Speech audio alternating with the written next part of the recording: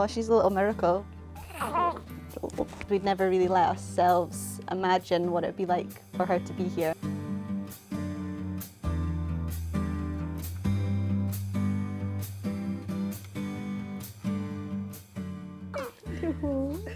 We felt our family was complete. It was never in question that if there was something we could do, that we would do it. I mean, it's incredible. It's a huge act of sisterly love.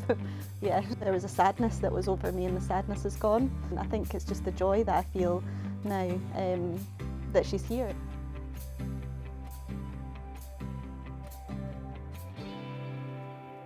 It's not life-saving, but it's life-enhancing, life-changing, and certainly creating life, which I think you can't have better than that. This is not for everybody, but this is hope for a goodly proportion. The plan was always, if we were so fortunate to have one, but definitely to go on and try for a second.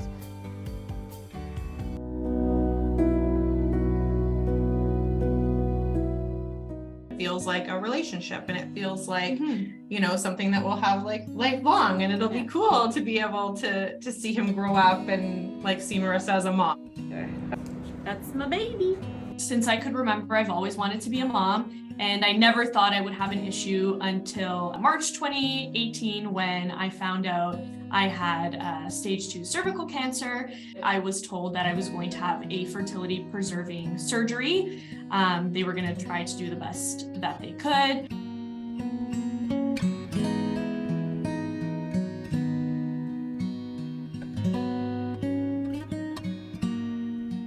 Obviously, it's a moment of terror. You don't know if you're going to live, if you're going to die. And I think that without knowing was the beginning of a very long and painful infertility journey.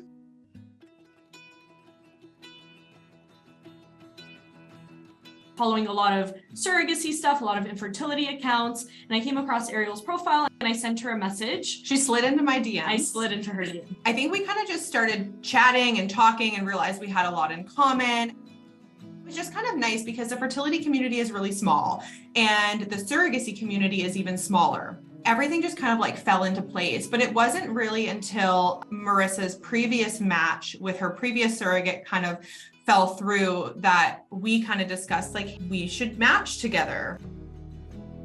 It's very important when you're finding a surrogacy match that intended parents and surrogates talk about their needs and wants, their expectations, the level of communication, how the relationship is going to be. That all fosters a very good relationship. If those values align, you're more likely to have a successful and peaceful journey.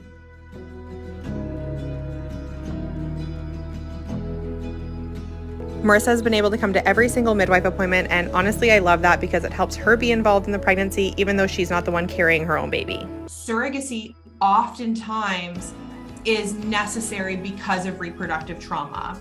And, you know, while we're really trying to destigmatize surrogacy, because this is a valuable and legitimate way that many, many people have their children. While it may seem happy and like, yay, you're having a baby, it's amazing, but it's also, yay, I'm having a baby, but look at all the baggage that I have trying to get there.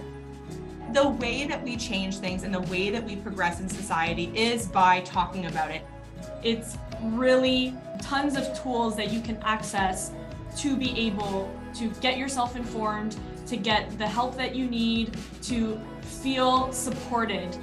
He will always know that I didn't carry him, that his Auntie Ariel carried him. He will always know that he is very loved, that he has so many people that love him, and that's how he got to this world.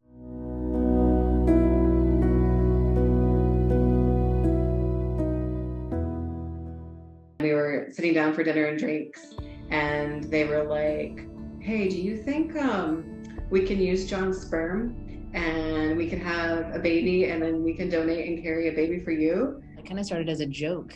And later, Neva and I were talking about it, and we were like, but really, like, could we make that work?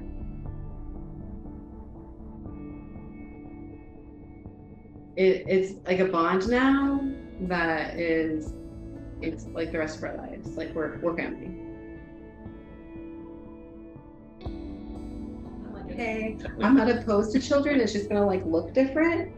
Actually being educated in how the alternative ways can happen, I'm over here thinking like, well, how are we gonna make this work? And it turns out there's a lot of resources out there that are already existing that allow you to do this process at home.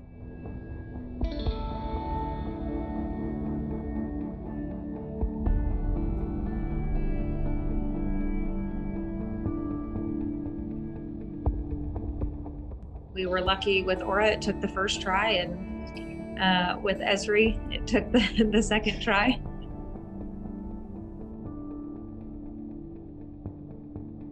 Kelsey is very open with like, this is your baby. You can, touch my belly, like whatever, talk to her, all that type of stuff.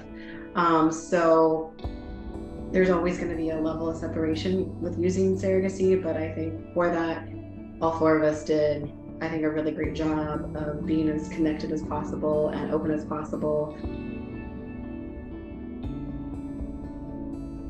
And I just was in the bathtub angry that I wasn't going to get an epidural and that this baby was coming at the house and early. And it was probably a total of 7 or 8 contractions from the one at the end of the bed where I felt a slight push to when she came out. And John was still able to cut the cord, which was great. And Amy was there ready to do skin to skin. And so even though it like came about untraditionally, we were still able to do all of the things except the epidural of our birth plan that we wanted to. And so that was, I think, also really special.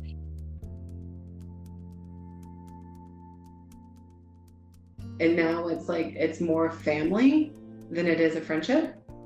And like we're auntie and uncle to their children, auntie and auntie to Esri.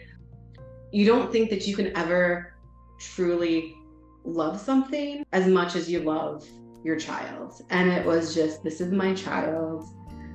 It has been a really long process to have her.